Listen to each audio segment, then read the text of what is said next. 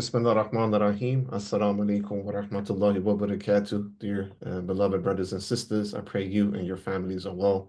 Always an honor to be with you all. And for all of you who are not joining us live, I want to send my salams and greetings to all of you who are watching this through our YouTube channel or through the Google folder that we have for the study circle. I'm very glad and pleased to be with you all. And I want to thank you all for giving out of your precious time to learn from our sacred tradition of Futuwwah and sacred manhood and sacred womanhood, and how we can reach these sacred states of being men and being women. This is our 14th session for today, dear esteemed brothers and sisters. And today we're going to read the chapter about courage, which is a beautiful chapter, and also a chapter that is very, very important for us to reflect upon in this day and age in particular. So much gems that we will derive from our readings today. As usual, dear brothers and sisters, we're going to do joint readings, and then we're going to do joint text reflection as well, inshallah. So that without any further ado, we will start, inshallah. Just 1 second while I share my screen. All right. I hope you guys are seeing my screen. So we'll start to read together, inshallah. And for all of you who are new to the study circle, welcome. Usually we just do joint text reading, and then we do joint text reflection as well. And we try to always connect it to contemporary issues, and also try to learn and derive from things that we can develop within the Futuwwah Academy of Sacred Manhood and Sacred Womanhood. In particular, in our curriculum task force, our aim is to build a solidified curriculum that we can implement in building local Futuwwah academies all over the world. With your permission, could you mute yourself? Could you mute yourself, please? Whoever is unmuted, could you mute yourself? Brothers and sisters, be mindful of always muting yourself when you're joined, and then obviously when we have our text reflection, then you can unmute yourself as well. All right. Jazakallah khairan. So let's start to read, inshallah, the chapter today. So the first quote here is, courage is one of the two components of honor. All right. Who would like to start reading? I would, brother. All right. Please go ahead, Brother Rashid. Bismillahirrahmanirrahim. Courage is a noble trait which is to be embodied by the fatah. A linguistic definition of courage is that it is possessed by a real man, is in his heart, displayed in his ease in going to battle, and in his daring and fearless behavior. Al-Ghazali, rahmatullahi, stated that courage is a characteristic positioned between being reckless and cowardly.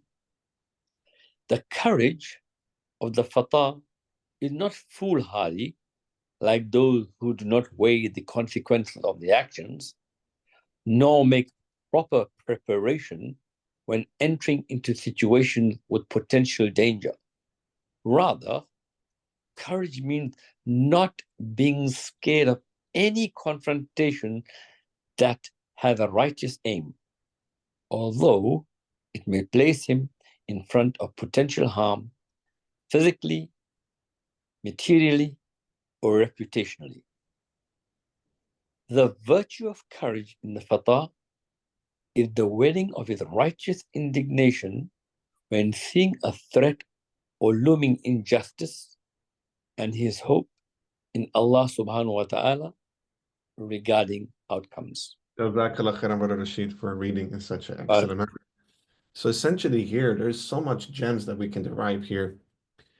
First and foremost, I find Imam Ghazali, rahimahullah, his statement of courage as the characteristic positioned between being reckless and cowardly to be very interesting, because this is very much connected to our tradition of tahdib al-akhlaq, refinement of character, which is an integral part of Islamic psychology, by the way, where virtues are defined as a balanced form of different ihsas and emotions, and also different character traits.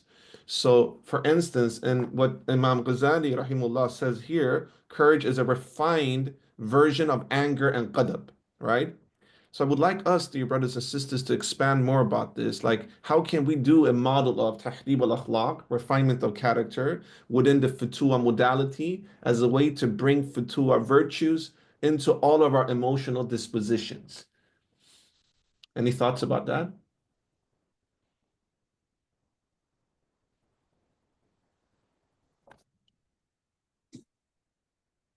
Feel free to raise your digital hands, dear brothers and sisters, and then you can unmute yourself.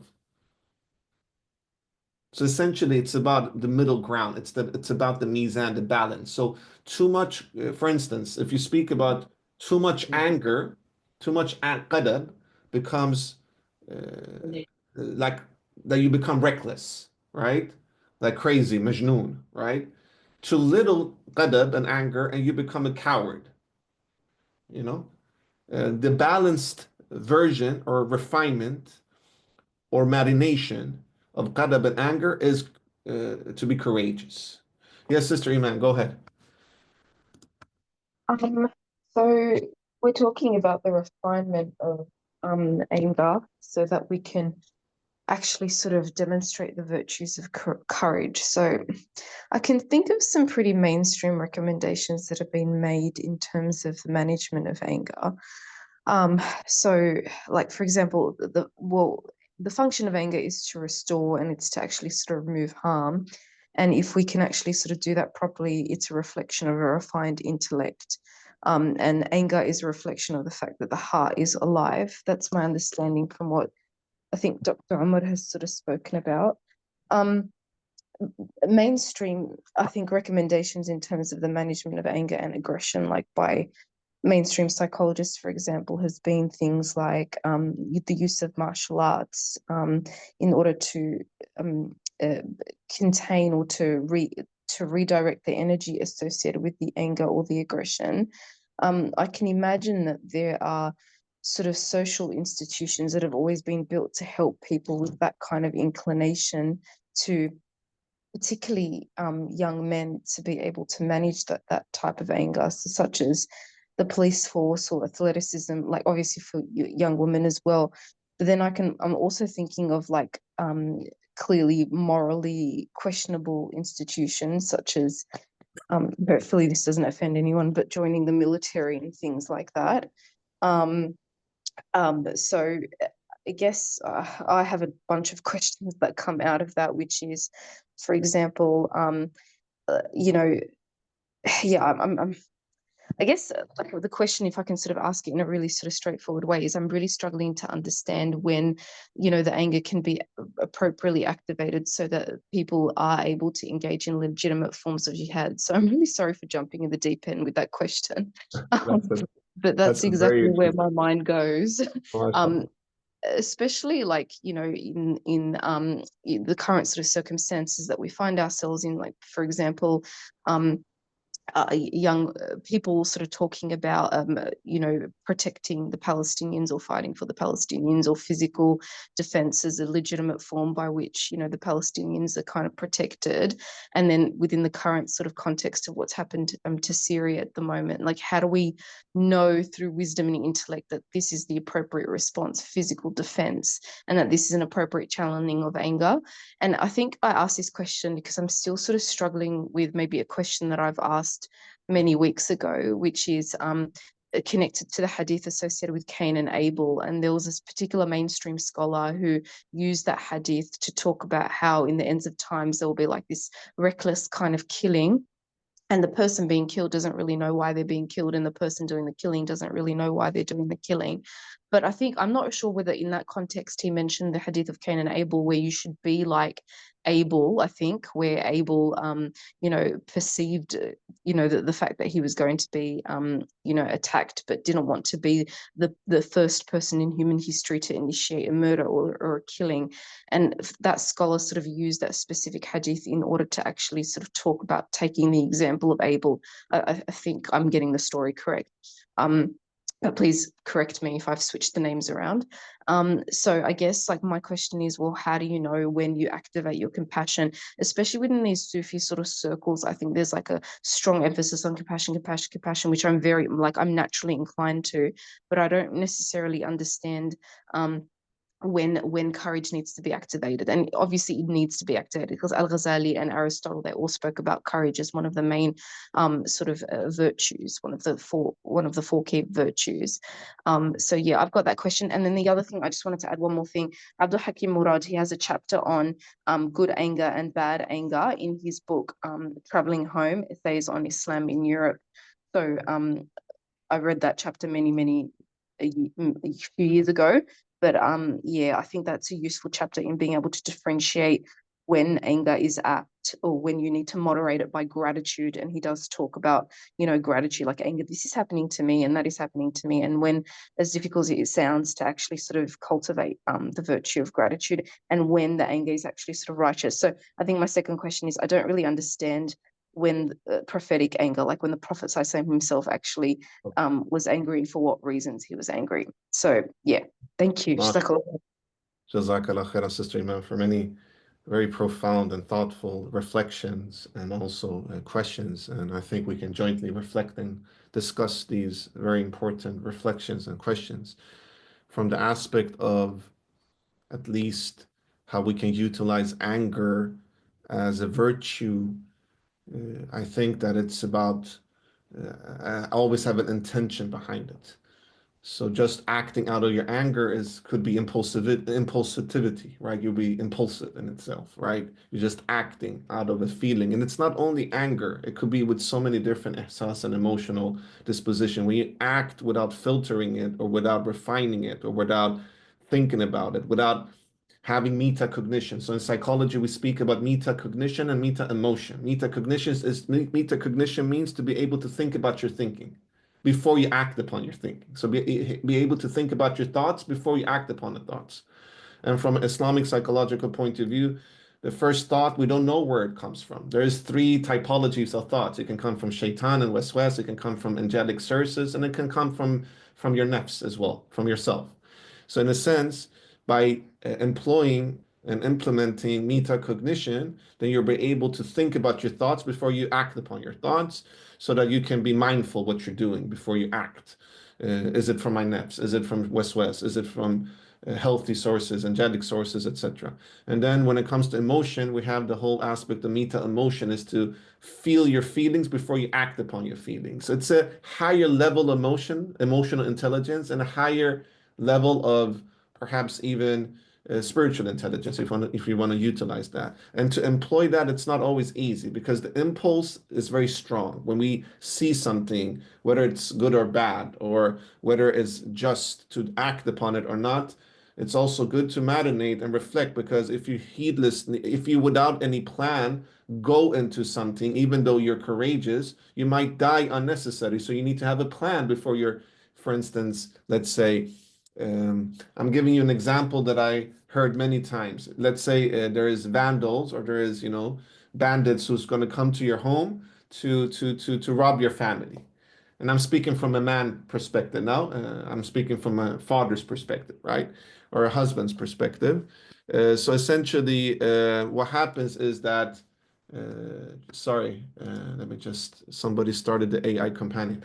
So essentially, if you have too little anger, then you will be cowardice, and then you might just go to the bathroom, close the bathroom door, and allow the bandits to come and kidnap your family, let's say, right? If you have too much anger and you can't control it, then you might just go and fight directly without a strategy, and then you might die, and then nobody can protect your family.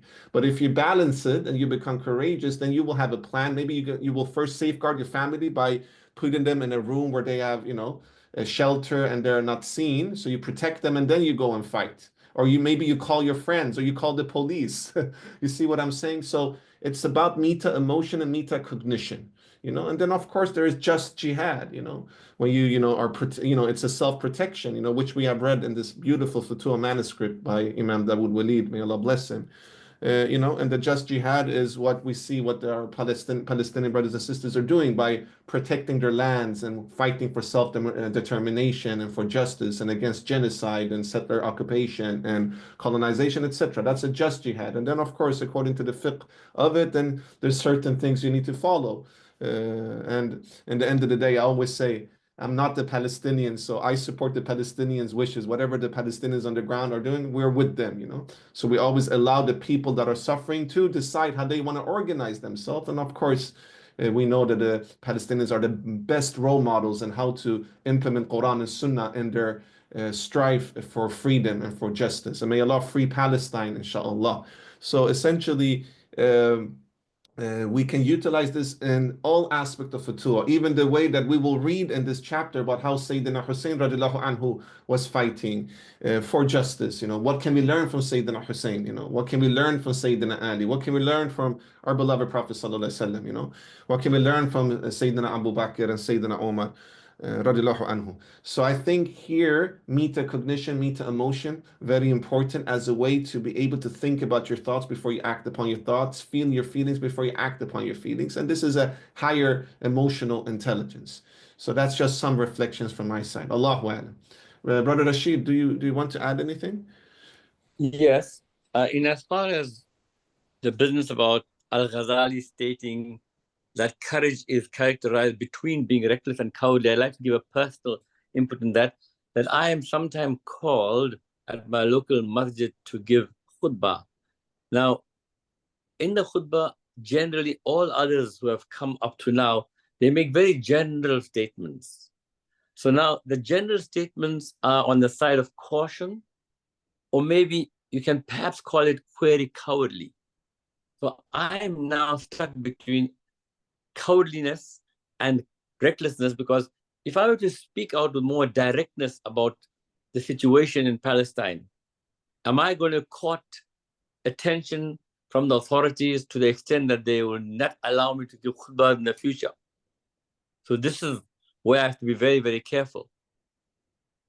And that is my personal perspective, that it's excellent that we do something, but if we push it too far and become reckless, then we will be less than a coward in our action, because we will not then be allowed in future to voice our opinion. But on the other hand, if you follow the hadith of Rasulullah sallallahu alaihi wasallam, that if you see something wrong, correct it with your hands. If you can't correct it with your hands, then at least speak out about against something which is wrong, like I can do in a hadith, in a khutbah. And the worst type, or the lowest type of iman, is where you say nothing, do nothing, but in your heart think it is bad. Jazakallah khairan. Jazakallah khairan, Brother Rashid. And I think what you expressed is metacognition, to be able to think about your thoughts and also to think about different circumstances, different scenarios, different potential, goods or bads, What is the intention? What is the higher reasoning? What is the conclusion? If I do this practice, or if I implement this strategy, what will be the outcome? Will there be an outcome that is good for the cause that I'm striving to fight for, or to protect, or to internalize, or to advocate, right?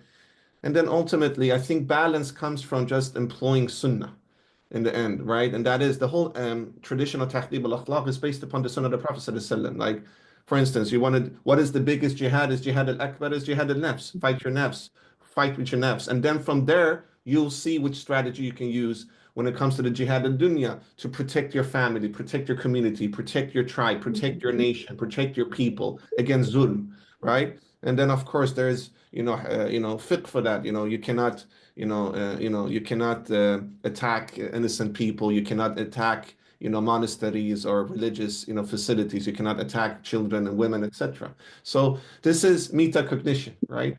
This is also to be courageous, right? And then, of course, there is just action and it's unjust action based upon the intentions. We ask Allah subhanahu wa ta'ala to allow us to learn from our Palestinian brothers and sisters, because by all I understand personally now why Allah chose them to protect the sacred lands of Palestine, where so many Anbiya and Awliya have come from, right?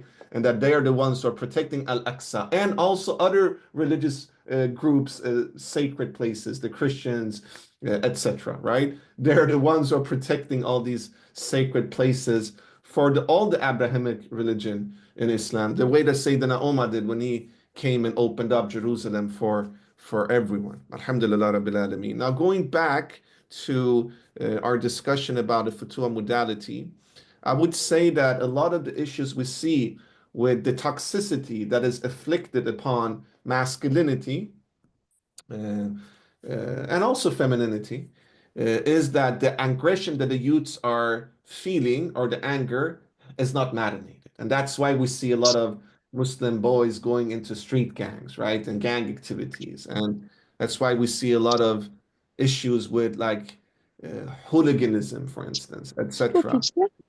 Please, sisters and brothers, when you join, mute yourselves just for us to be able to have a nice conversation. Jazakallah khairan. So essentially here, my question is, how can we create like a model? And Sister Iman said something great here. She spoke martial arts, right? She was speaking about how can youths utilize, and not only youths, our generation as well, martial arts as a way to externalize aspect of aggression or anger that could become toxic if it's not marinated or filtered or externalized in a healthy way. Because the problem today is that a lot of our youths are very passive. They're sitting in front of computers 10, 15 hours a day. They sit in front of digital devices. They're playing PlayStation, FIFA, or whatever games they're playing. And I'm not against people playing games sometimes. That's fine. But it's like excessive. It's too much, right? It's exaggerated in a sense, right? So they are harboring a lot of energy that historically in pre-modern societies, people used to go out and work with their hands and with their arms and with their jasad, their jism and their physical components. So they externalize their energy through work or through amal or through being out in nature. And because the urbanized society and the postmodern society is so disconnected from nature and also disconnected from fitra, then we are now harboring so much energy, too much, and then we're eating a lot of things that are not healthy either. That gives us even more, energy because of too much sugar or too much carbs, right? And because this is not externalized through training, then you'll see a lot of people utilizing this energy and channelizing it in a destructive way, whether it's through aggression or through addictions, etc. Right? So what Sister Iman says here is a fundamental principle of Futuwwah and the 5 elements of Futuwwah, which the whole Futuwwah Academy of Sacred Manhood and Sacred Womanhood will be established upon by the teachings of Imam Dawud Walid, which is that you need to have Sunnah disciplines as part of the curriculum, part of the elements, and then connect that to ilm and knowledge. So when the youths externalize their energy, their potential aggression, then they can be much more in balance and much more compassionate and still masculine and strong. And then they're able to also employ and implement ilm in their way of fighting for justice, for instance. And then instead of going into street gangs, perhaps you can activate yourself in organizing community activities against, let's say, structural racism and discrimination. Because a lot of the youths that are going this path of activating themselves in street gangs are good youths. These are beautiful young boys. They're just never had a healthy role model, or never had the support from the majority society, and they felt very marginalized and stigmatized, right? And then if you don't have proper guidance, you might choose destructive avenues to build social cohesion. But I really believe in what Sister Iman said here, that by using sacred martial arts and the Sunnah disciplines, that could be a good way to marinate your qadab and bring it into a healthy state of courage. All right, brothers and sisters, if anybody else has any reflection, please share, or else we will continue reading, inshallah, because there's so much gems in today's chapter. Who would like to read?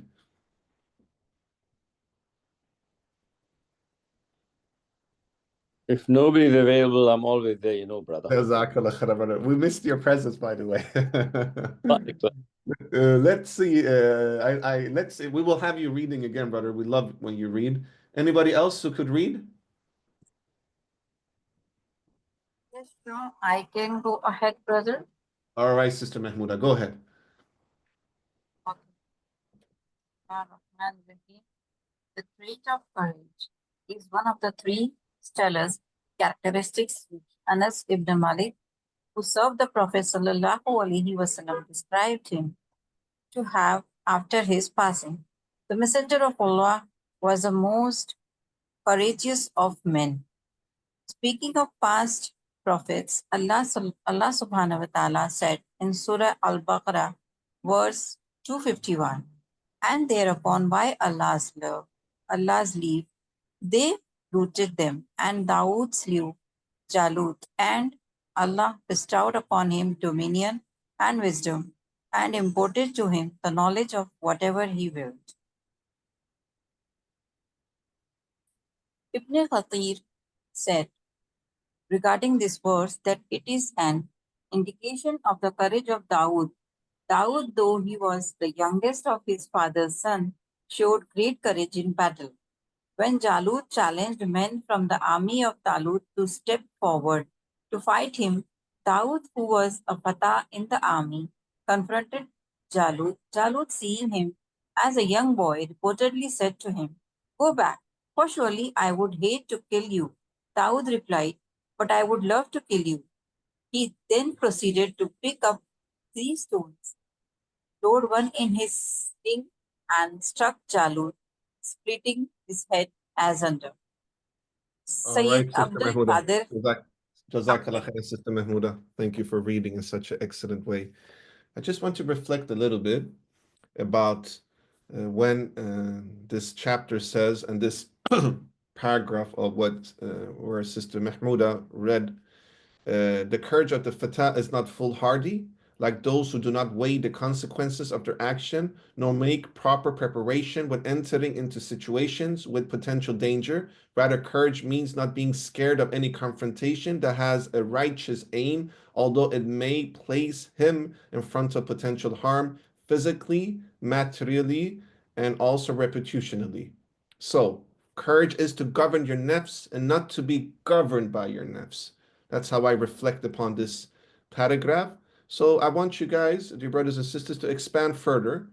When could we use courage as a sense and means of self-protection and as a righteous deed? And how can we disseminate this to the fatah, to the youth?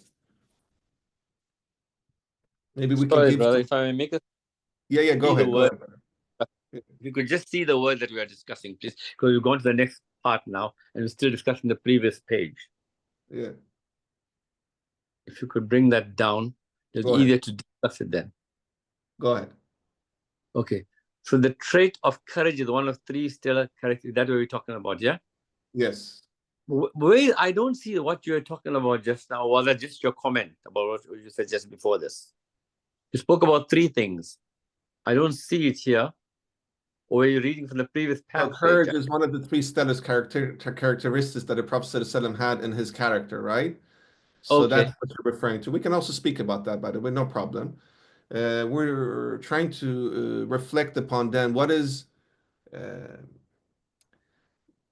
you know what, brother? Let's move on. Let's move on. Okay.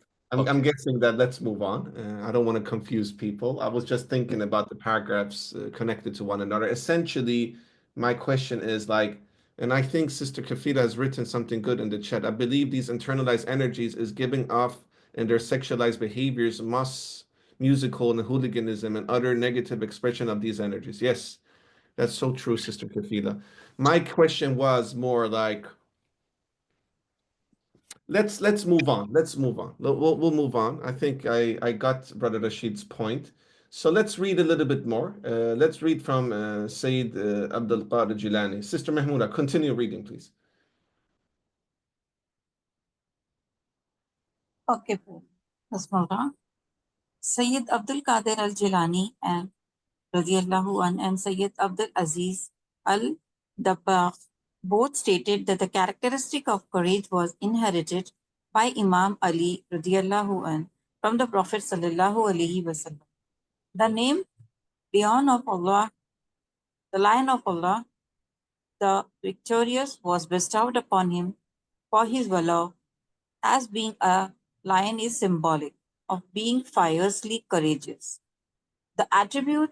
These attributes coincides with the name Haidar, also meaning lion, which was reportedly given to him by his mother Fatima bint Asad, radiallahu anha. Jazakallah khairan, sister, for reading in such excellent manner. So here I'm quite curious to get your feedback, dear brothers and sisters, with regards to the whole aspect of kunya, nicknames.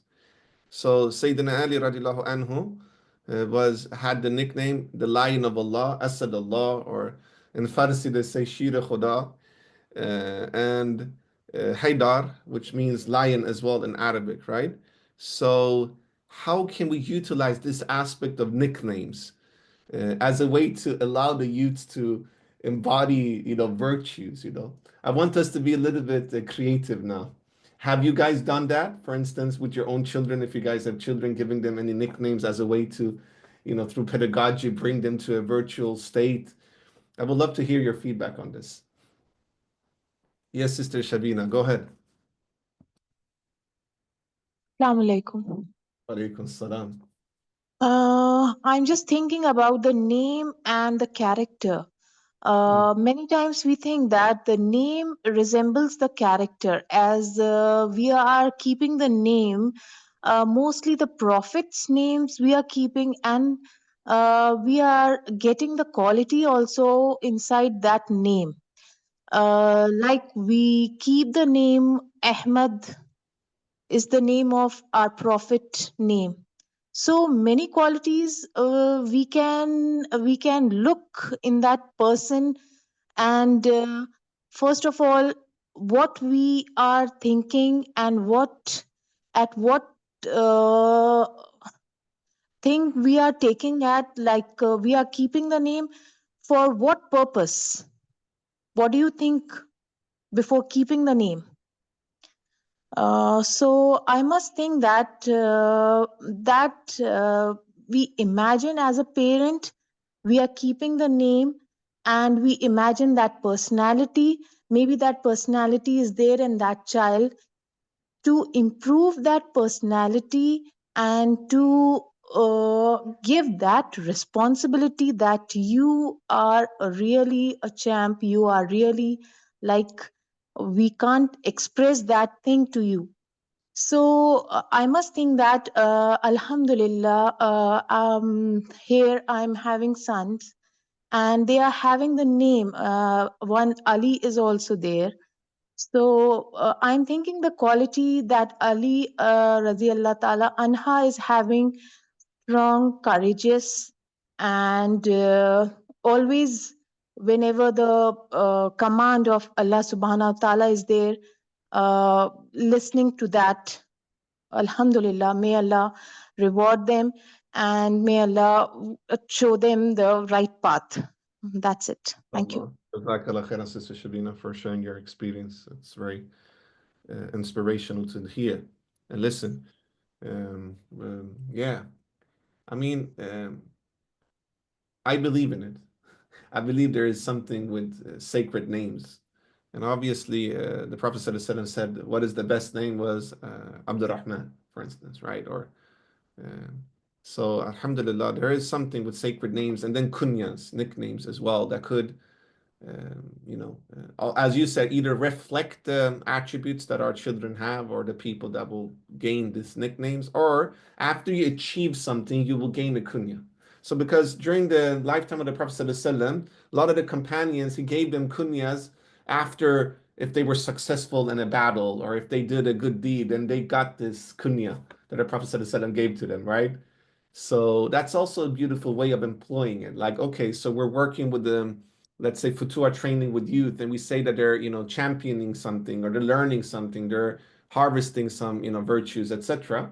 Then we give them a nickname as a way to show that we see that you're achieving something good, and then they can start to feel even more encouraged to continue the path by also internalizing the aspect of the kunya that we're giving them, for instance.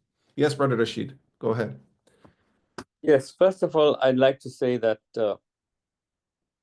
this business about names, like my name is Rashid, and the meaning of Rashid is director, and I do sometimes try to be directive, as you've noticed in the meeting that we have. And then my son's name is Samir, and when he was a little baby, I used to say to the people, he's living up to his name, because the meaning of Samir is the one who entertains by night. And the child keeps us entertained by talking all night. But coming down to something more serious, as far as line is concerned, two lines stand out in my mind, a good line and a bad line. The good line, the line of the desert, the Libyan.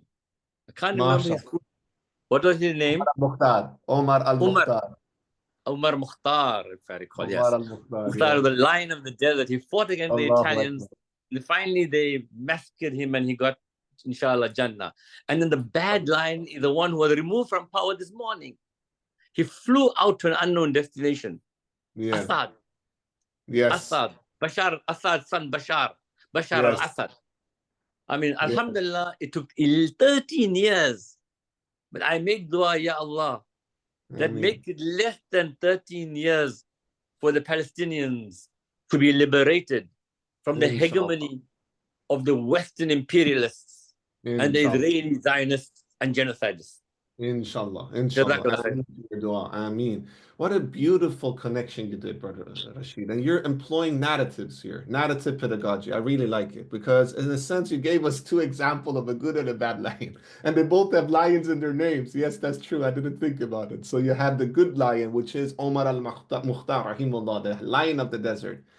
And I will never forget the way that the Italian colonizers and fascists, when they executed him, and he said the following quote. It's always on my mind that he said, you can torture us, you can imprison us, you can kill us, but you can never kill, imprison, nor torture our souls. Born free and free we will leave. You know, subhanallah. Like even in the last moment of his life, he's so courageous and he's so righteous and he's so sacred. You know, and he was, mashallah, such an amazing role models for us to internalize, indeed. And he is truly the lion of the desert. And Sayyidina Ali as well, you know, the lion of Allah, you know, he was a lion of Allah, you know. And they both sacrificed their life and they became shaheeds, and may Allah grant them Jannah, as you said. And then we have bad lions, like this tyrant, this Firaun that was overthrown now, you know, and as you said, run to the desert, who has been oppressing his people in Syria and his whole dynasty for ages, you know, and, you know, genociding the Syrian people, killing the Syrian people, etc. And he's also having Assad in his name as well, you know, and that's a bad lion indeed. And, you know, that's not a lion. A lion, according to our narratives from the Islamic tradition and also many cultural tradition, is somebody sacred. It's somebody who has sacred manhood. You're a lion, you know. In Farsi we say shir. I don't know how you say it in other languages. We say shir to the lion, for instance. And it's somebody who's a champion, who fights against injustice, who is sacred, who doesn't act upon his impulses, who safeguards his family. That's a true lion. And that's exactly what Omar al-Mukhtar is. And unfortunately, we have a lot of firauns in this modern day.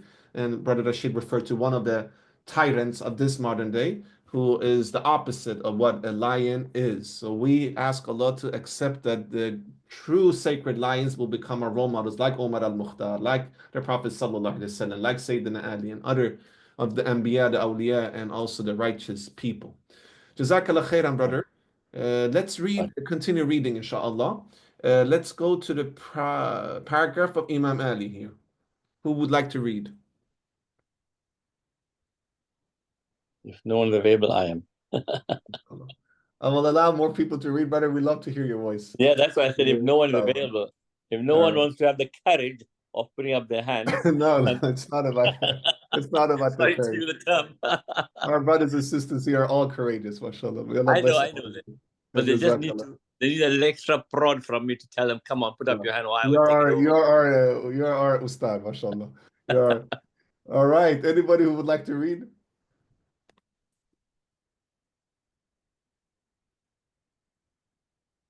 Yes, Sister Shabina, go ahead.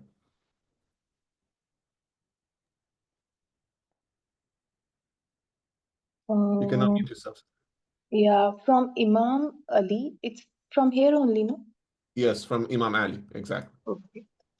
Imam Ali accompanied the Prophet Muhammad sallallahu alaihi wasallam to every military accompany except to the Battle of Tabuk. He was on the front line at the great battle of Badr. He vanquished Amr ibn Abd al-Dawud, the champion of the pagan Arabs at the Battle of Khandaq.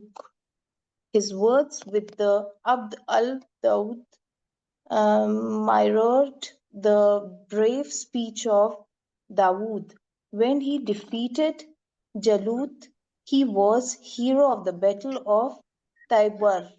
And when the Battle of Standard was given to him, the Prophet Muhammad ﷺ said that Allah will grant victory to a man who loves Allah and His Messenger ﷺ, and whom Allah and His Messenger love. Regarding the Battle of Tabuk, which was before the Battle of Taibar, the Prophet Muhammad ﷺ specifically directed him to stay in Medina, telling him, "Do you not want to be to me as Harun was to Musa, except there is no prophet after me?" His absence at Tabuk was not due to an unwillingness to confront the outcome enemy, but due to obedience. During his time of Galp, Imam Ali later said to his companion, "O people, surely if you do not fight, you will still eventually die. By he who possesses the soul of the son of Abu Talib in his hand 1,000 blows with a sword upon the head is easier than death while under the cover in bed." He later achieved martyrdom when he was stable in the back of an accused extremist armed with a poison tip weapon while praying Fajr in Masjid al-Kufa on the 21st of the blessed month of Ramadan. Jazakallah khairan, Sister Shabina, for reading in such an excellent way. May Allah bless you. So essentially here, so much gems. So much gems. Sorry to And I would interrupt. like us to reflect. Sorry to interrupt, brother. Can you go back to the previous page? It's easier to think of what to say. Okay. Because I'll put it here. Sorry Essentially here, there's a lot to learn from Sayyidina Ali radiallahu anhu as a warrior. And he's both a spiritual warrior and a physical warrior, right? So as we learned here, Sayyidina Ali almost radiallahu anhu accompanied the Prophet ﷺ in almost all the battles except the Battle of Tabuk, right? He was in the front line of some of the battles, right? And he was the champion, you know. He was always brave. He was in the front line, right? He was the hero of the Battle of Khaybar, right? And he was the one who carried battle standards as well, right? And the Prophet ﷺ said to him that Allah will grant victory to a man who loves Allah and His Messenger, whom Allah and His Messenger love, which shows the tawheed, the iman of Imam Sayyidina Ali and his connection to the Prophet ﷺ, right? And then we learn here also what type of knowledge that Sayyidina Ali radiallahu anhu shared with his companions, right? When he says, "O people, surely if you do not fight, you will still eventually die.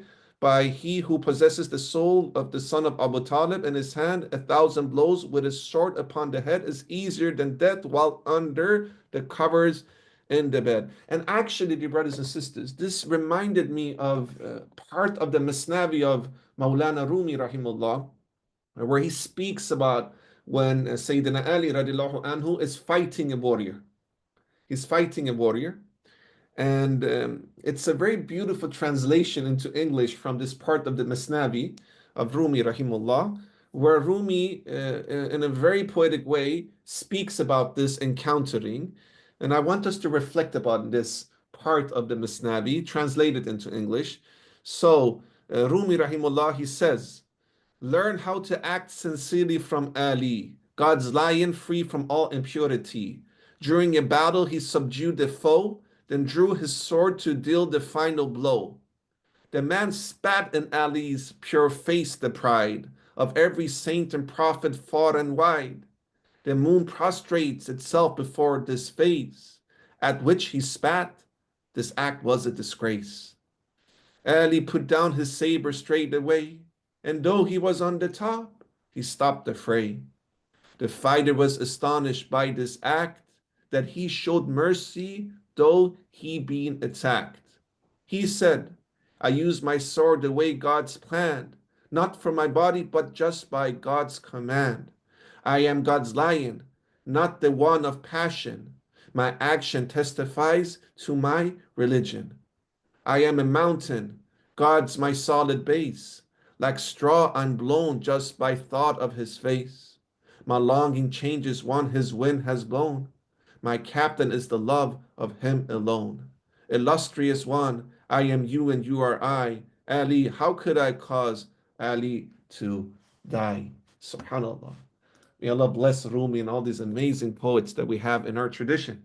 So essentially, what Rumi says here, he is in a poetic way framing the spiritual aspect of the warriorhood of Sayyidina Ali radiallahu anhu. So what can we learn from this encountering, dear brothers and sisters? You know, what can we learn from it? Anybody who would like to share?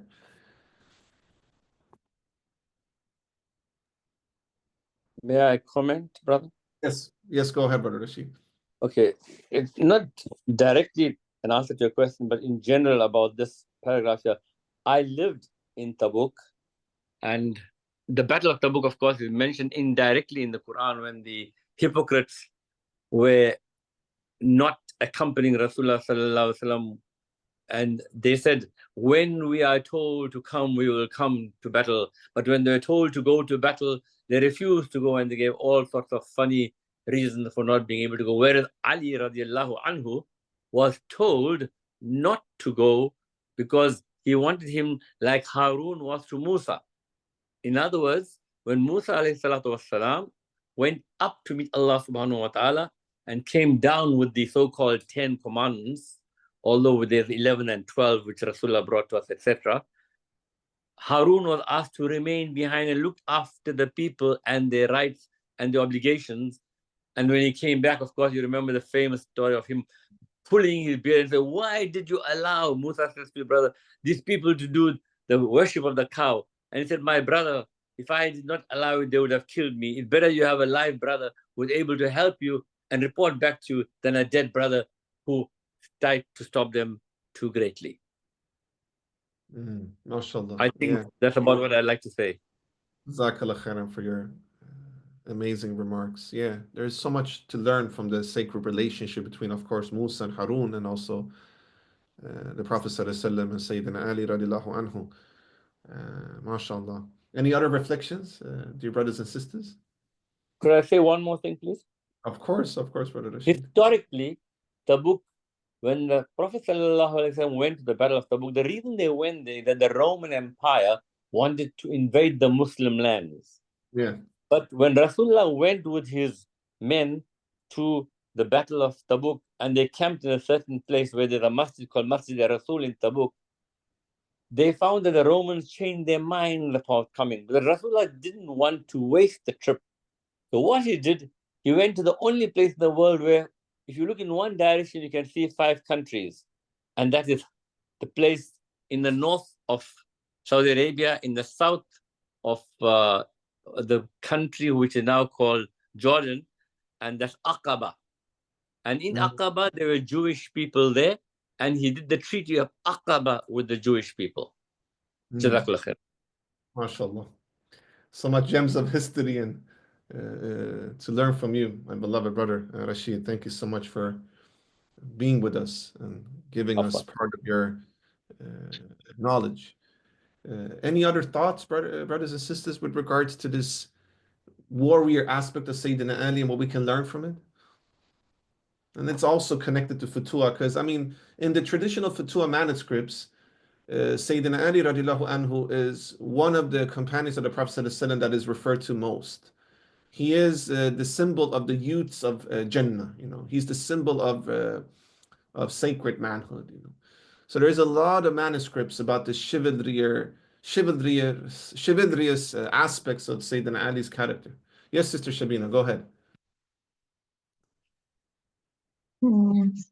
I just want to discuss one thing, that that time when Allah command is there, everyone that prophet, and all of them are ready to do whatever the situation is.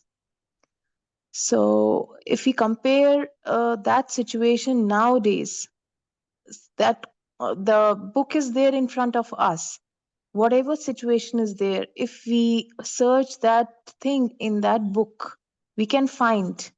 But are we applying that thing as a Muslim, as Yeah, a woman? yeah. We are thinking so many times whether to do or not to do, whether to apply or not to apply.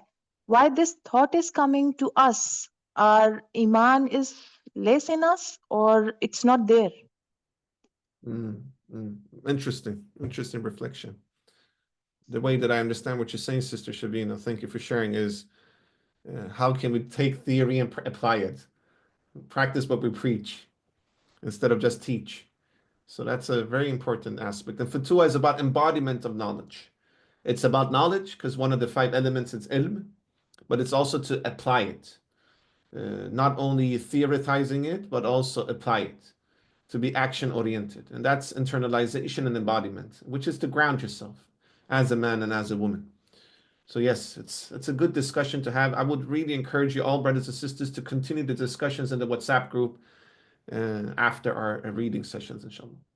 Khair, brothers and sisters, let's continue speak a little bit, read a little bit. Yes, Sister Iman, you want to comment something? Yes, I would. I mean, in reading and reflecting upon the hadith of Sayyidina Ali in his response to the man that spat in his face, I can imagine the first kind of sort of virtue that comes to mind is humility. Like that seems like a very instinctive sort of thing to see in what took place in that hadith. That it wasn't a moment of ego that I'm now going to take your life because you spat in my face, but that moment of sort of courage and wanting to actually sort of engage in the fighting was held back by he spat in his face, and then it was held back. The desire to actually want to act upon that was held back by humility. So I think that seems like a very important aspect. I don't want to be overstepping my bounds and things like that, but I think this is something that I've kind of noticed. I don't want to say anything like disrespectful, but like in modern society, amongst a lot of sort of young people or young men or those sorts of things, like there's an ego element that sort of comes in, and perhaps acts of aggression driven by that ego. And so I think I can imagine that, and not just men, women as well, of course. So that humility is an important element in Sorry, Sister moderating Iman, everything. could you reiterate a little bit because we lost you? Just reiterate the last sentence. I was sort of saying not just with men, of course, but I've noticed that like there's an ego element that drives a lot of the aggression that that people sort of experience in their day-to-day interactions, and what holds back that ego for both men and women is humility. So that seems to be pretty glaring to me. Yeah, that's a good point, sister. Thank you so much. And this is a safe space, by the way, brothers and sisters. We can discuss and reflect together. We're learning from each other. So essentially, yeah, there's an ego part there for sure. I agree. And I think that's why, tazkiyah to nafs is one of the practices that a fatah needs to employ, and also all of us as men and women. So definitely. And from the hadith and from the story of Sayyidina Ali and the warrior, there's so much we can learn from it. So I'm going to share this part of the Masnavi with you all so that you in the WhatsApp group can further reflect and see how we can harvest the virtues of Sayyidina Ali here. Jazakallah khairan, Sister Imam, for your excellent reflections. We're very honored to have you with us. Yes, Brother Rashid, shall we read a little bit more and then continue reflections, or do you have anything brief to say? It's something very brief that's to do with courage, It takes more courage not to kill a man who spits in your face than to kill a man who spits in your face. Yeah. And it's related to what Sister Iman has said, the ego or the nafs, because if Sayyidina Ali killed him directly, it will be from the nafs. So what he's doing, he's taking a step back. He's employing metacognition and meta-emotion, if we're going to use psychological words. Because he's thinking, is this from Allah, or am I doing it for the sake of Allah or for the sake of my nafs? Wait a minute, I'm doing it for the sake of my nafs. Okay, I will forgive this warrior. And then the warrior becomes a Muslim, because he understood that he needs to do it for the sake of Allah. But in this particular instance where somebody spat in my face, I feel insulted. Maybe it's from my nafs that I'm trying to react. And that is a high level of emotional intelligence, brothers and sisters. It's not easy at all. So there's so much we can learn from these gems, both in this blessed book of Imam Dawud Walid, but also generally in our tradition. Jazakallah khairan, Brother Rashid and Sister Iman and Sister Shabina for excellent remarks. Let's continue reading about Sayyidina Hussein. This is a very interesting part of this chapter. Who would like to read?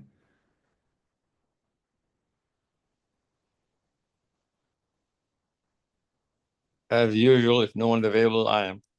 Jazakallah khairan. All right, go ahead, Brother Rashid. Okay. So Imam al-Hussein inherited the spiritual trait of courage from his father Imam Ali. He accompanied his father into battles and followed him in peace. He likewise remained patient when his brother Imam al-Hassan radiallahu anhu abdicated his position in governance to establish peace between two groups of Muslims. Imam al-Hussein also stated, "Surely, I hope that Allah will give my brother reward based upon his intention concerning his love for restraint, and that he will reward me based on my intention concerning my love to struggle against oppression." When Yazid, who was known for his vile behavior and immorality, sat on the throne after the death of his father, Imam al-Hussein courageously resisted pledging alliance to him out of principle, giving up material wealth and endangering his life in the process. When advising his brother Muhammad ibn al-Hanafiya, rahmahullah, before leaving Medina, he wrote, "Surely I do not resist to cause mischief, nor due to reckless disregard, nor to commit corruption and wrongdoing. I resist only seeking reform within the ummah of my grandfather Muhammad sallallahu alaihi wasallam, desiring to enjoin good and forbid evil, and to follow the way of my grandfather Muhammad and my father Ali ibn Abi Talib." And he later preached in a sermon in Iraq, "Surely you see truth, but do not act in accordance with it. Yet see falsehood, but do not prohibit yourselves from it. Certainly, the believer desires to return to Allah in a state of correctness. Surely, I do not see death except as martyrdom, nor do I see life with oppression except as dissatisfaction."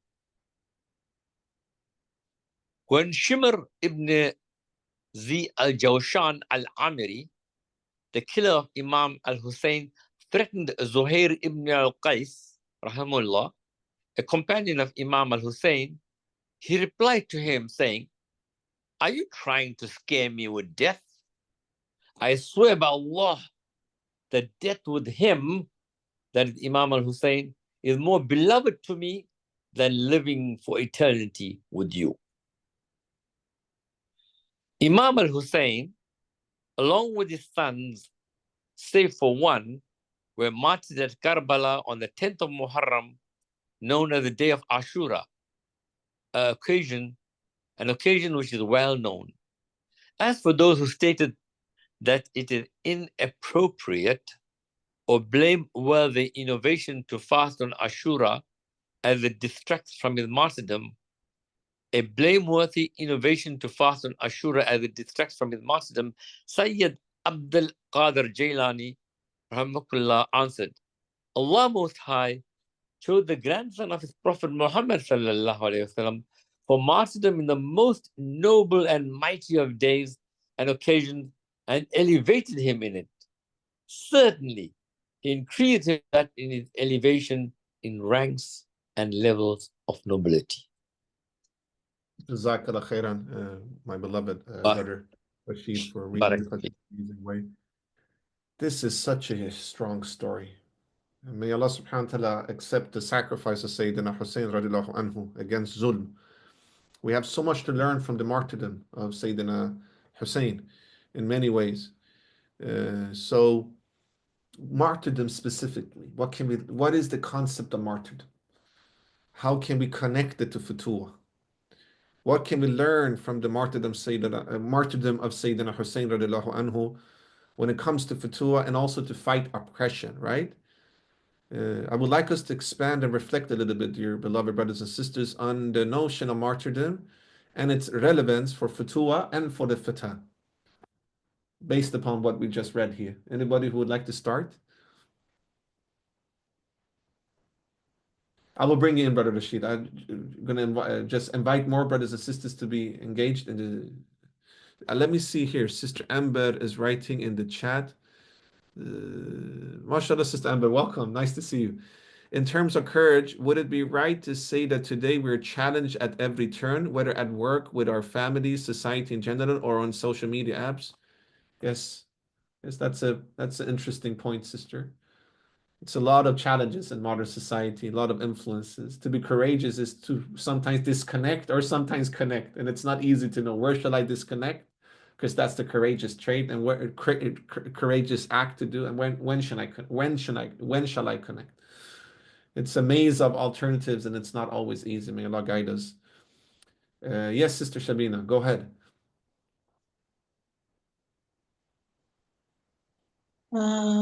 His one violent son was survived Ali Zain. No, sister. We're not going to read yet. We're going to discuss. Okay. I'm going to bring you to read. I thought you wanted to discuss. All right. I just want to say one thing, that in today's society, that so many things are happening. Like groupism is there, first of all. Modern traditional society and secular society, these type of societies, they are making the society that who are in which society they belong. Like as for example, like I'm talking about myself. I'm not wearing a hijab and anything like before marriage, but after marriage I start wearing that, and now I'm wearing that nosepin also to cover my whole body, because now I understand that wearing hijab and without wearing hijab, they both are having a different thing in today's world. Like, you are covering your body for what? Only for the sake of Allah, or like that only? If that thing comes in your mind, like you are doing for the sake of Allah, then automatically everything will come systematically, like this. And you want your children also to perform in the same way as you perform. Your husband, your children, you are thinking like what is good for them here and for hereafter. So MashaAllah. I'm thinking that only we must follow the right path, only that thinking that Allah is watching all of us all 24 hours. So we must accept that thing, and we must follow the correct path, which is described in Quran according to that. Thank you. Jazakallah khairan, Sister Shabina, for sharing so much gems from your own personal experience. Very inspiring to listen. May Allah bless you and your family. One thing that I'm noticing in this part of the martyrdom aspect is, like Sayyidina Hussein radiallahu anhu, he left all the benefits of dunya to fight for what he viewed as a righteous deed. So he left his, privileges as being the grandson of the Prophet ﷺ. He left, all his, property to fight for justice, right? That's a very, admirable trait to have. And that's the trait of the fatah, the trait of virtues of Futuwwah. Yes, Brother Rashid. I have two things to say. Number one, regarding martyrdom, we have to be very careful that the martyrdom that we're speaking of is not the martyrdom of the modern person who goes and blows up him or herself and in the process tries to leave a message and innocent people are massacred at the same time.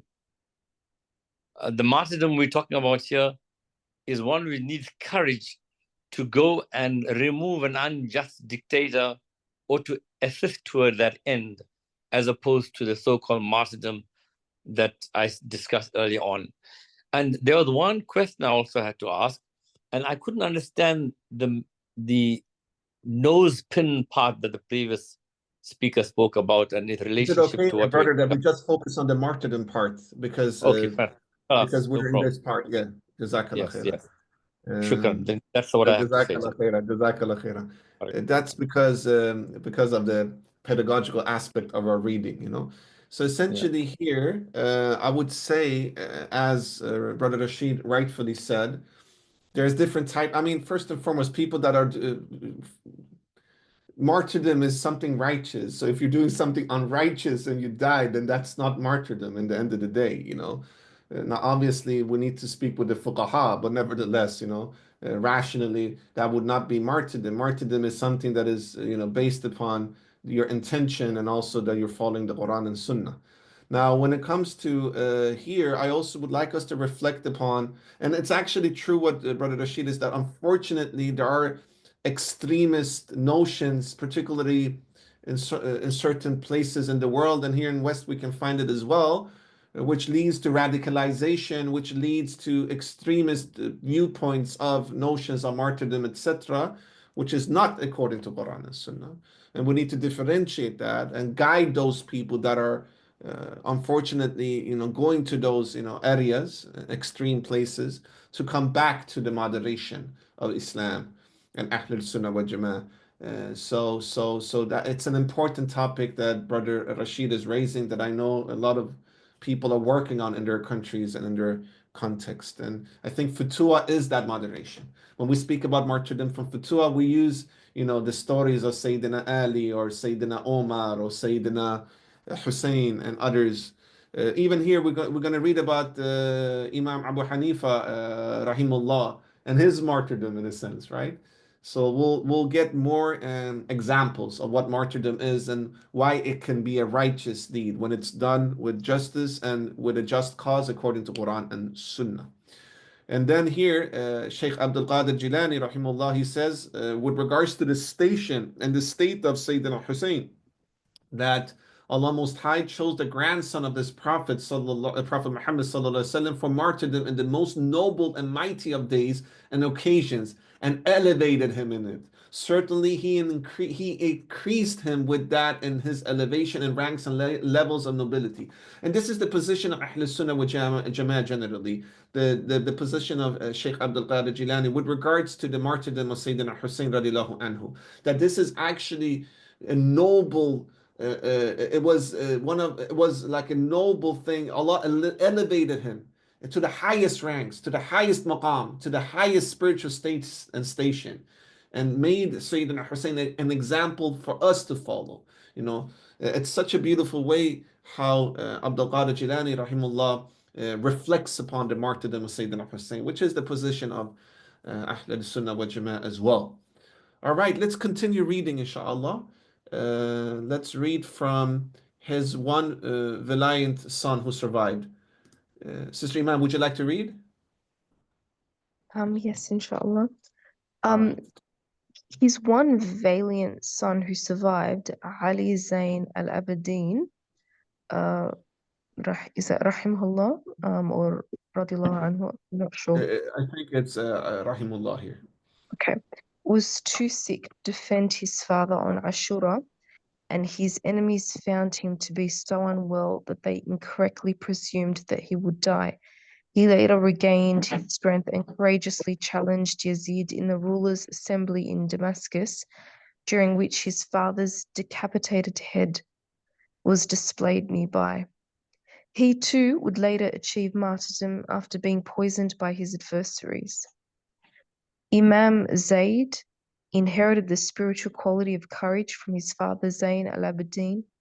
He resisted the tyrannical rule of Hisham ibn Abdul Malik. He declared to the shock of Hisham's royal court, "Whoever loves most the life of this world shall live humiliated." He was given moral and financial support by Abu Hanifa, rahimahullah, but eventually achieved martyrdom just as his forefathers had.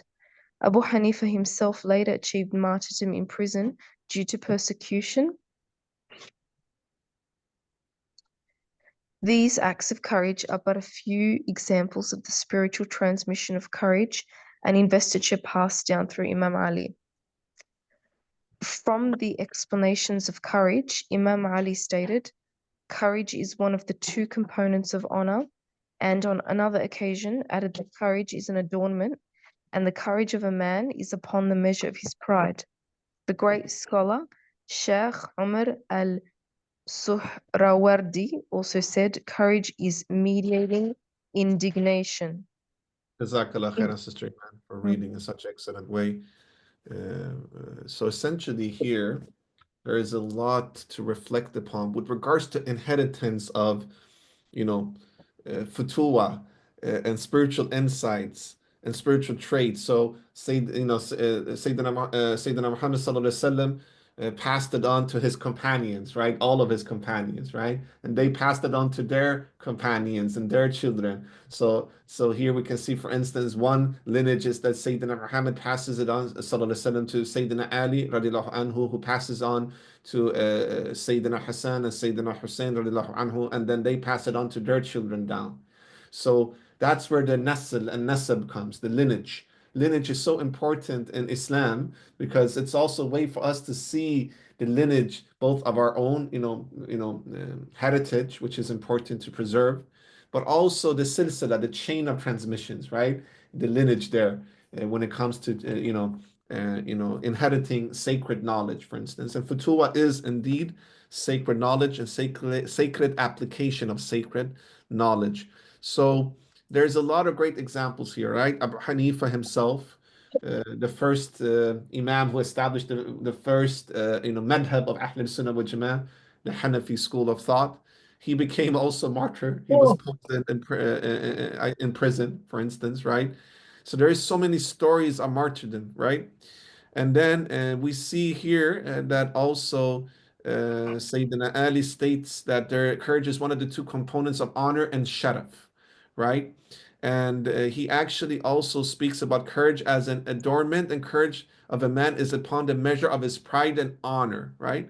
So there are two things I want us to reflect upon, and I also want us to read the last part of the chapter. So we'll just reflect for 2 or 3 minutes.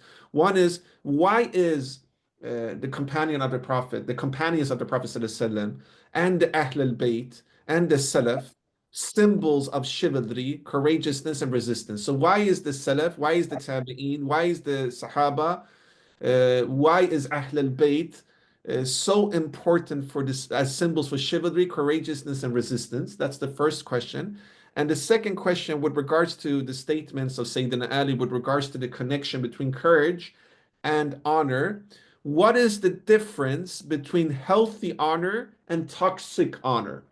Because we do also have toxic honor in this day and age, toxic honor and healthy honor, sharaf, right? These are the two questions that I would like for us jointly, dear excellent brothers and sisters, to reflect. Anybody who would like to start?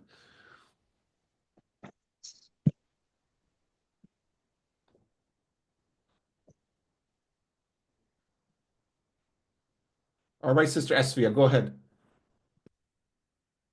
Yes, brother. So, as rightly you said about the lineage, how it passes on, and how the courage and other things, they get forwarded to the next generation and generation. That is so true. And these people, though, Alhamdulillah, they have been blessed and to come from such a noble family like Prophet Sallallahu Alaihi Wasallam, and then his son-in-law and his grandsons and all that. Alhamdulillah, their lineage, there's no doubt about it. But also, if we kind of see, sometimes though your forefathers or your grandfather or father being very pious or being very God fearing, but still the next generation turns into something which is not acceptable. Like if we can take the example of Yazid, the lineage of Yazid, if we talk about. So there's so much of being in that in those times where he's been surrounded by sahabis, and there's so many pious people, but still, and of course, when we look into his lineage also, it's such a thing, but still he, he's a cursed person. I think it's the materialistic gains what we and the power, of course, the need, and the hunger of power and the hunger of material things, what makes the person turn into something which he forgets about his own lineage, and he forgets about his upbringing, or whatever it is, whatever is contributed in making of that person's personality. There's so much what we can think about when we think about people who've been so much pious, and then we see their children getting into trap of shayatins and shaitans. So I think it's the most important thing here is what we are doing. The intention is really important. The intention, what we are doing, first of all, the purpose of our life. Why are we here? That if we remember, and but if we don't give importance to the materialistic pleasure or materialistic luxury, I think that will keep us on track, or make us not deviate from what what a Muslim is expected to be. So I think that one thing I wanted to tell about the lineage thing. And other question I forgot. What There was was your the question? question was about, by the way, thank you so much for your reflection about the lineage thing. Very interesting. The other question is, what is the difference between, because Sayyidina Ali radiallahu anhu speaks about the connection between courage and honor and sharaf. So what is healthy honor and what is toxic honor? Because there is a toxic honor culture as well that has been employed, unfortunately, uh, which unfortunately it has a connection to the toxicity afflicted on masculinity, for instance, or even femininity. So, what is the difference between healthy honor and toxic honor? That was the question. That was the question. Yes, brother, right. So yes, there's definitely this healthy honor and toxic honor what we see around us. Yes, healthy honor is something which you gain out of your mannerisms, and and the positive part of you, like doing good work, or helping people, or things like that. And toxic honor, I feel it's your fear, it's your fear a person has. So so basically, if I can give an example, it can be like the goons. If you can take the example of these people, their fear is because they have this the violent character, like hitting people, or these kind of things, where they create the fear in the minds of people through their violence. So that is one of the thing that's been created in the minds of people. Definitely, maybe people in front of that person, that a person, they may act like, we honor you, or we show respect towards you, but not that isn't that respect which actually he's getting out of his character. The respect or the honor what he's getting is, I think it's just because of his violence, and it's the fear. Fearfully you're honoring someone, and respectfully you're honoring someone is the difference. So Yeah, yeah, interesting, sister. Thank you for sharing your excellent reflection. We appreciate them so much. We're very honored correct. to have you with us.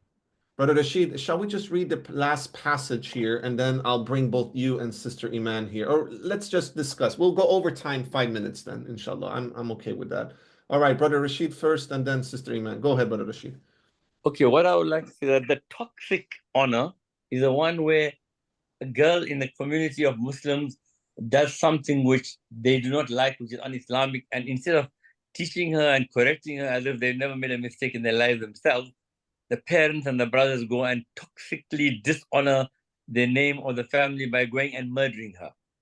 That's the kind of toxic honor that I'm talking about. Yeah, no, I agree. And that has nothing to do with Islam, by the way. That's No, culture. no, I That's, agree. Exactly. Exactly the point I was trying to make. That in the because here in name the of West, Islam, we have a lot of yeah, go ahead, brother. I'll comment on that.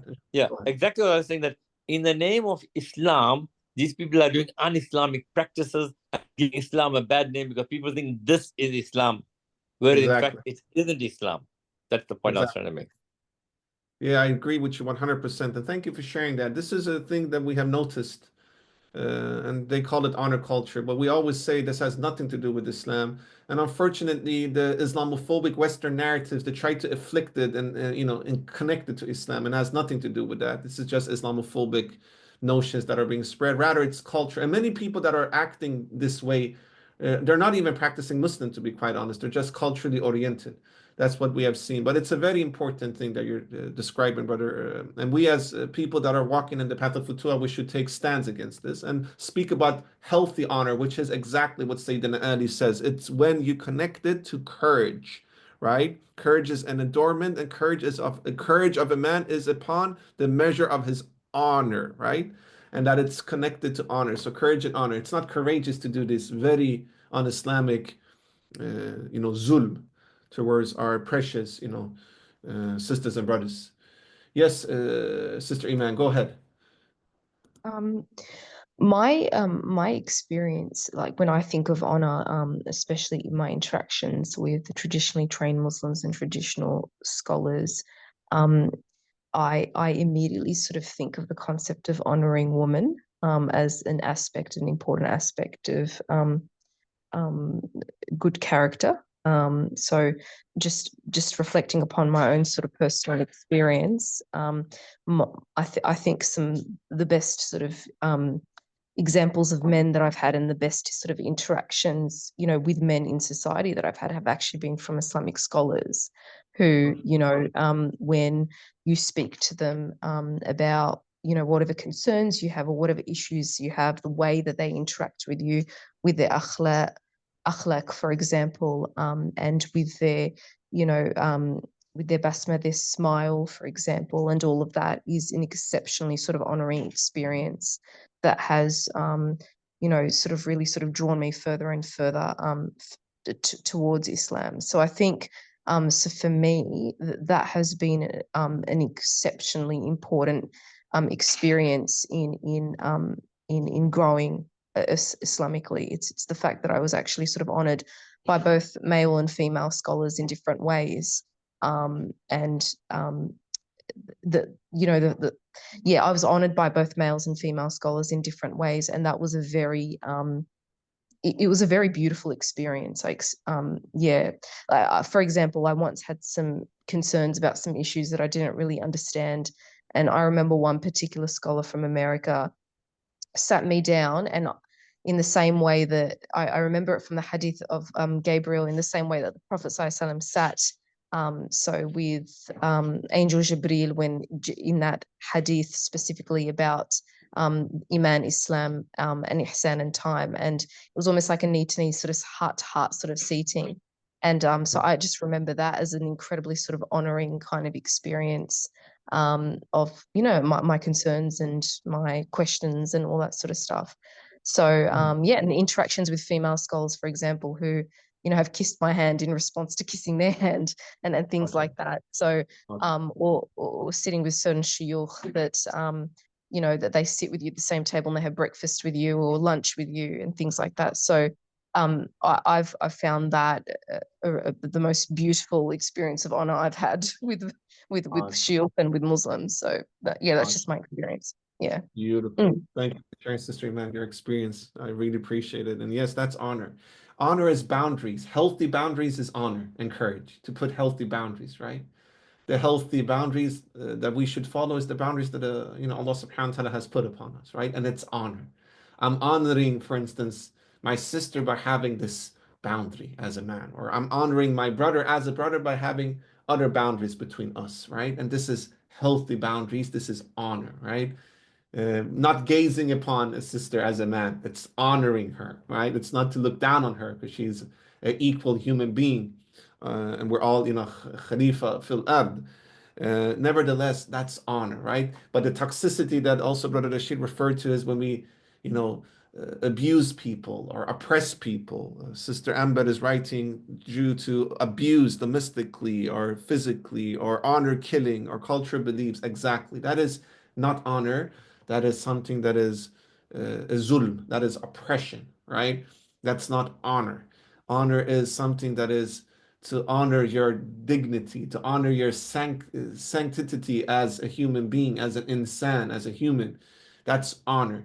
Obviously, if we see somebody conducting something wrong, whether it's that they're speaking in a wrong way, acting in a wrong way, employing, Qur'an and Sunnah in the wrong way, how should we give them nasiha? Is it by, forcing them to do things or beating them or abusing them? No, of course not. That is toxic. Rather, you guide them, right, with your heart. And maybe you give nasiha not in a public forum. You give it one-on-one, and you give it with love and compassion. Or maybe you try to do as, a couple of weeks ago, we read the chapter of sincere advice and nasiha.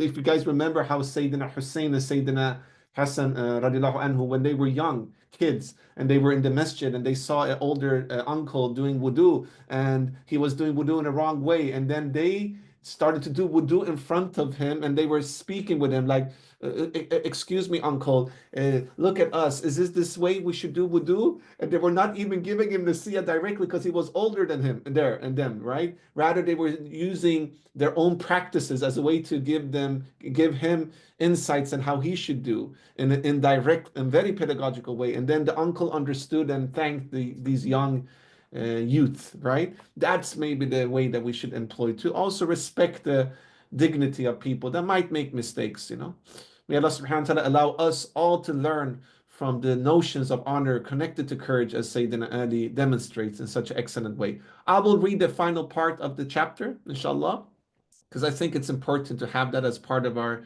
joint reflection today. So, Bismillah ar-Rahman ar-Rahim. In this era, the Fatah in the West does not display courage by rushing to a battlefield in a foreign land. The Fatah is to be courageous in fulfilling his religious obligations for the sake of Allah Azza wa Jal, knowing that there will be people who mock and harass him in an attempt to bully him into abandoning aspects of Islamic morality. His courage lies in being resolute in defending the safety of his family and property without depending on others to do so for him, abdicating his primary responsibility as a man. His valor is in his tenacity in defending the religion of Allah Azza wa Jal in a dignified manner, neither going to the extreme of being harshly combative with those who insult his faith, nor being sheepish in the face of those who disparage or seek to intimidate his fellow Muslims. He is not masochistic or suicidal and does not welcome being harmed, but will defend these sacred interests without warning if need be. This is amazing thoughts from Imam Dawud Walid. May Allah bless him for sharing these amazing thoughts. What strikes me is that the Fatah should not rush to the battlefield in our contemporary era, and that we can employ, combat in different ways by doing dawah, by being patient, by putting and setting healthy boundaries, by building Islamic morality, by taking responsibility for our families, by not abdicating from our responsibilities as sacred men and sacred women, by our tenacity in defending the religion of Allah subhanahu wa ta'ala with honor and dignity, through discussions, through dawah, through heart-to-heart connection, through putting boundaries, through fighting injustice and racism and Islamophobia, right? Not to go extreme by just be harshly rude or combative or just attack people because they are attacking them. Rather being measured, but not to be sheepish either by just run away from challenges. Rather to stand up for the intimidation that the ummah is facing, right? And you should not be self-sacrificing yourself, which is the notion of masochism, or being suicidal, but not to welcome being harmed and to work with self-defense. These are all amazing traits of how we can employ combative features that are healthy according to the Futuwwah tradition. We have a lot of people insulting Islam in the West. We have been facing here in Sweden and Scandinavia people that in the name of so-called quote unquote freedom of speech are insulting the Prophet sallallahu alaihi wasallam, are burning the Holy Quran. And this is really zulm towards the Muslims and to the faith of the Muslims and to our faith. And we should stand up towards these acts from these people that are, provoking Muslims, discriminating Muslims, insulting our faith. How shall we do that? How shall we do that, right? And that's exactly what Imam Dawud Walid says. Put healthy boundaries, stand up, take the debate, speak that this is not freedom of speech. This is actually persecution. This is Islamophobia. This is racism. This is anti-Muslim sentiment. And actually, we do have laws in the West that they are not employing when it comes to the safety and security of the Muslims that needs to be upheld, which is, for instance, anti-racist law and legislations, anti-discrimination, hate speech, and that's what we need to fight. And of course, putting healthy boundaries towards these tyrants and these oppressors of the religion, of our beautiful religion of Islam, that we need to stand up for, and to stand up for the Prophet ﷺ as the best example, the insan al-kamil, which is the trait of the Futuwwah, to always stand up for the pride and the honor of our Prophet ﷺ and Allah subhanahu wa ta'ala, but we do it in a measured way, right? With our mind and with our heart and with our souls. And that's what we learn from Imam Dawud Walid. So I just wanted us to read this part because we were speaking about, for instance, being a good lion or being a bad lion, healthy honor and toxic honor. We were also speaking about healthy martyrdom and martyrdom that probably is not martyrdom, which is the extreme, notions that we sometimes see in the society today, in all faiths, by the way. So yeah, I just wanted to reflect upon that. Any last reflections from you all with regards to what Imam Dawud says here? How we can fight extreme, dispositions that we sometimes might find in certain communities, within our communities, and also how can we link this of being resolute and stand up for your family and for your Muslim community according to Futuwwah. Any thoughts? All right, let's start with Sister Samia. Go ahead. Assalamu alaikum wa rahmatullahi wa barakatuh. I'd Walaikum like salam. to just think about what you were saying regarding the aggressivity of our society, the Islamophobia, and what I saw here in UK, that some of Muslim communities, instead to respond in a kind of aggressivity, by aggressivity, they invite the non-Muslim to share with them some meals, they respond in the kind of kindness and invite them to the mosque to acknowledge them about the religion, because actually most of the things is that most of the people, they're ignorant about the religion. They don't know. And what it was the outlet of this, that's the behavior changed. So it was a good, if we see the government, they are nourishing this Islamophobia through the media and etc.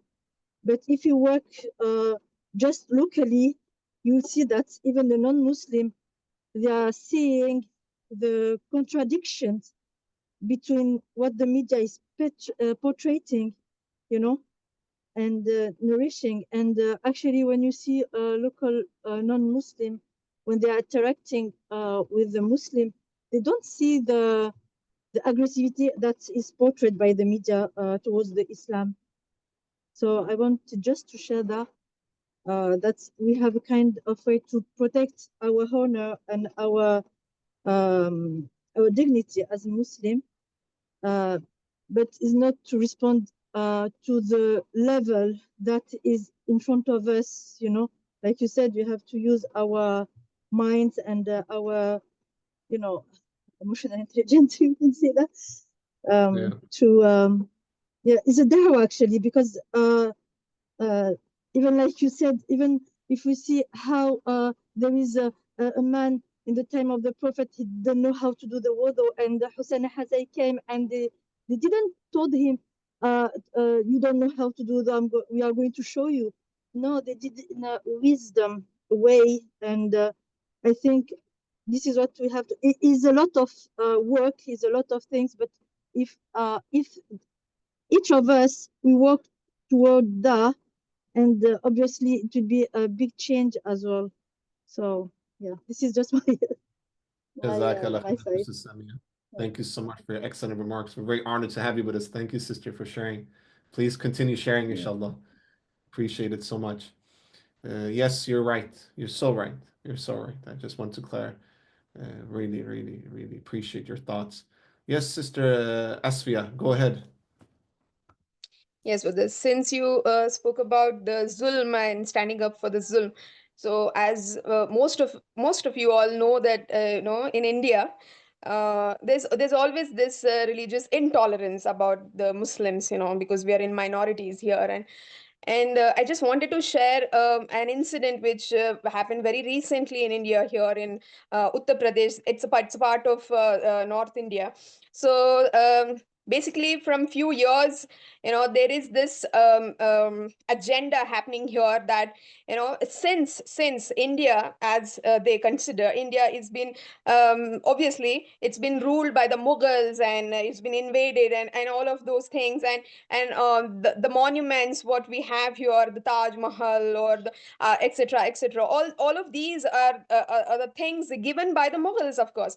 But what is been happening in few years now is every masajids, every masjid now, basically in North India, they are trying to actually dig the masjids, particular places they are trying to dig, and they say, they claim that there was this temple before the masjid was constructed, and these Mughals, they destroyed the temple and they constructed these masjids. Okay, so the recent thing what happened was in Uttar Pradesh, there's a place. Okay, there was a masjid, and the court ordered, or the government ordered them to go and have a survey of the masjid, where they are allowed by the government to dig and find out if there are any idols of their gods, like their god, like there's so many, okay, like Shiva and their Ganapati and so many idols.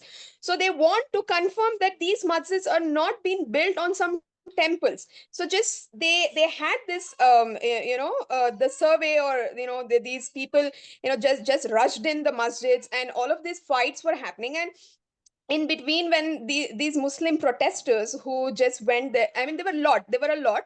Okay, so these there was curfew, and there was a lot of police there, standing there and all of that.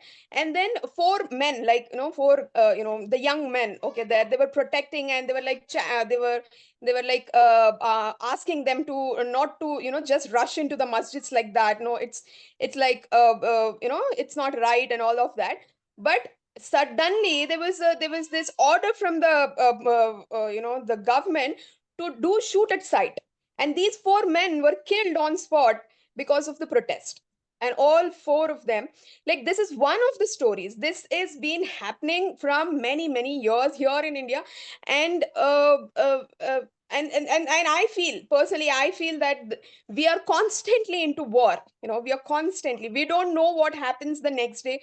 We don't know from where what is being claimed, or what is being what their agendas are, basically. So these are the things, these are the zulms, what has been happening here. And people who stand up, and definitely it's a martyrdom, inshallah. So this is like continuous here. Or sometimes there are people who talk nonsense about Nabi Karim Sallallahu Alaihi Wasallam. They draw sketches and they write nonsense things. And this also happened recently in Bangalore some years back. There was a guy who wrote something very bad about Prophet, and there were people, Muslim people coming up and protesting, and there were so many clashes. And the vehicles were burnt, and 2-3 of young boys were being killed by the police. So these things are happening, and we are constantly into the war. So may Allah give us the courage to stand up Ameen. and Ameen. protect the deen, inshallah. Inshallah. Yes. Jazakallah khairan for sharing the experience of the Indian Muslims. May Allah make it easy for all of you, my beloved Indian brothers and sisters. India is a sacred country. India is a country of civilization. Civilization came from India, and to see this Hindu fascist nationalism oppressing the Muslims and, you know, taking down and, destroying the masajids, claiming that it was a Hindu temple there. Actually, the Mughals were known to protect the religious rights of other religions than Islam. They're really rewriting the history the same way as the Zionists are doing in Palestine, the same way as the far right extreme movements are doing in Europe. Here in Sweden, they're also insulting the Prophet ﷺ. We're trying to stand up for the dignity of our religion and to stand up for the Prophet ﷺ. And then, unfortunately, we are targeted as being like not for freedom of speech, which is nonsense. This has nothing to do with freedom of speech. This is zulm, this is oppression, this is racism. And they're using even liberal tactics to oppress the Muslims in the West. We have seen that now in the UK also with the far right riots against Muslim communities and against the masajids, etc. We see in the France with the hijab bans, so that the Muslim sisters cannot work as civil servants anymore. But the situation in India is very difficult, and we pray for you guys, and we are with you guys, Sister Asfiya. We are with India. ISIP has a strong Indian chapter. We're thousands of members there, and we're one ummah in the end of the day.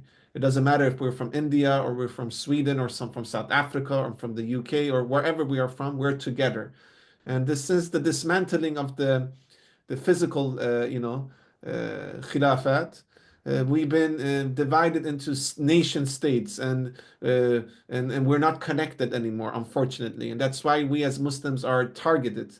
But we need to build that unity of the ummah again. And even if it's maybe not possible to do it physically, at least we can do it through social media. ISIP is an example of how we have built an international movement which is connecting people from all over the world beyond national borders. And that is exactly what we are going to do in the Futuwwah Academy of Sacred Manhood and Sacred Womanhood. And I invite all of you, my beloved brothers and sisters, to join and to develop this beautiful academy together. And then we will be together, because I am from India as well. I am with you. We're all Indians. We're all Palestinians. We're all Syrians. Yes. We're all South Africans. We're all Turkish. We're all Pakistanis. We're all Bengalis. We're all from Myanmar. We're all from East Turkestan. We're all from Iraq, Afghanistan, etc. So we're one, inshallah. This is our message, and thank you for sharing. And this is really awful to hear.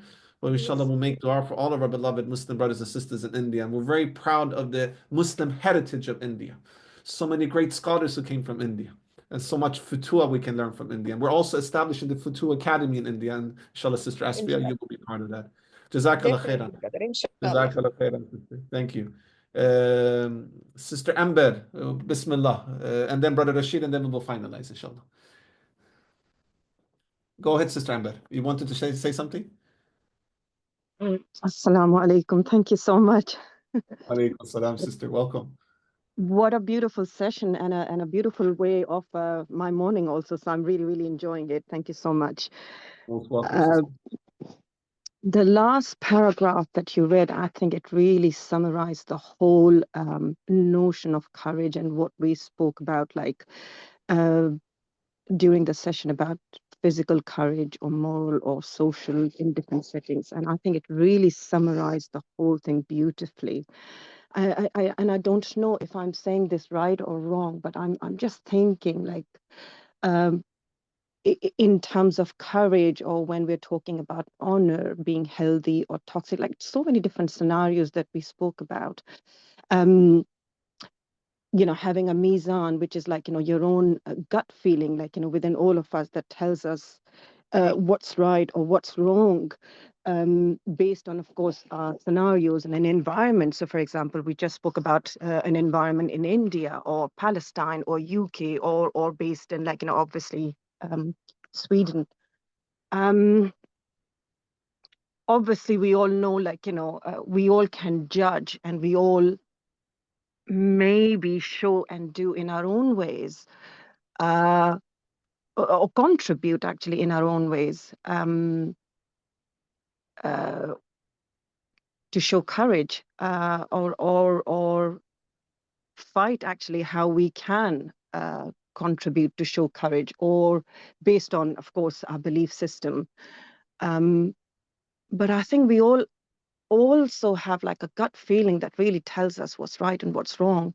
And that is like literally in everyone, isn't it? That's just not based on a scenario, no, not based on a religion. I think what I'm trying to say, everyone would know what's right and wrong. You would find extreme or extremist everywhere. I don't know. I'm just thinking like that. I don't know. Oh, mashallah, that's great thought, sisters. Extremism is always the path of Islam is mizan, it's moderation, it's balance, and all the signs from Allah subhanahu wa ta'ala in creation guides us towards balance. Day and night need each other, right? You need the best of day, openness of day, and then night becomes more constriction, which is qad. So we have that in part of life. When we breathe, we have expansion and constriction, up and down. This is part of life. Friction is part of life. It's about how to handle friction. And that is the path of Futuwwah. Courageousness, and to be courageous is to handle friction. The way that Sayyidina Ali did with the warrior, which is such a beautiful story. I love it. So you're so right, Sister Amber. And thank you so much for sharing your excellent remark. Brother Rashid, you will be the final person to wrap up our reading session. Quick points. Number one, I remember seeing last week sometime that there were 999 ISIP India members. I'm sure we've crossed the 1,000 mark. Number two, regarding India, there's also the latest offense weapon that the Indian government is using, which is the waqf thing. They're trying to make non-Muslims into Muslim waqf property as people in charge. And thirdly, what I'd like to say, well, of course, Muslims are violent, well, not violently, but some of them violently, some of them not so violent. They're trying to fight back against that. And the last thing I'd like to say is regarding the methods of courageousness.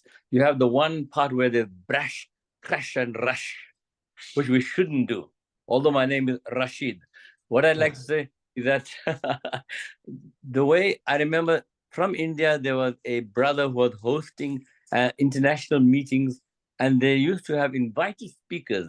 And there was this Western Christian scholar who had studied a bit of Arabic who came and addressed us and tried to show to us by his lies that the Quran was based on ancient scripts and was not something newly revealed to Rasulullah sallallahu alaihi wasallam, until I said to him, together with another brother from South Africa, because we said, no, you've crossed the line. We need to answer you back. It doesn't matter if you don't come back or people like yourself don't come to our meeting in the future. It said in the Quran, I think it was in Surah that we read on Friday, Al-Kahf, that do not, the business about time. How long did you sleep? The sleep in the cave. Some will say 3 days, some will say 5, some will say 7 days. Do not ask anyone, especially in the Mufassirin have written, do not ask the Christians and the Yahudis. I said to the man, why should we ask you the meaning of our Quran? We ourselves know what it is. Please go away and take your meaning to some other liars who you want to lie to. Jazakallah khairan. Shukran. Assalamu alaikum. That is Futuwwah. That is Futuwwah. You put healthy boundaries towards this person who doesn't know anything about religion and has an agenda of creating division and oppressing us. So you put healthy boundaries. That is honor, mashallah, and that is to be courageous. Jazakallah khairan, dear brothers and sisters, for your excellent feedback, for your excellent reflections, for your excellent questions, for your excellent reading, for your excellent remarks. I always benefit by listening to all of you, and I really enjoy these Sunday mornings, Swedish time, by the way. It's not morning for Australia, but for Sweden, and sharing this space with all of you, my beloved brothers and sisters. And I learned so much from all of you. I hope you guys learn a lot from each other as well. Next week, we will read the chapter about sincere advice, actually, in the Siha, which is page 107 to page 111. And we will meet the same time next Sunday, inshallah. I want to thank Sister Fatima and Brother Shoaib for always helping out with the Futuwwah Academy Study Circle in such an excellent way. I also want to thank Sister Dania and Sister Medea for helping out in such an excellent way, and all of my colleagues in Futuwwah Academy of Sacred Manhood and Sacred Womanhood, and all of my colleagues in ISIP, the International Students of Islamic Psychology. Brothers and sisters, thank you so much. Please forgive me for any shortcomings. Keep the people of Palestine and the people of Syria in your precious du'as, and the people of India and the people of Bangladesh and all over the world in your precious du'as, inshallah. We'll see each other next week. Jazakallah khairan, and please forgive me for any shortcomings, and all the good comes from Allah subhanahu wa ta'ala, and all the mistakes are solidly mine. Assalamu alaikum wa rahmatullahi wa barakatuh.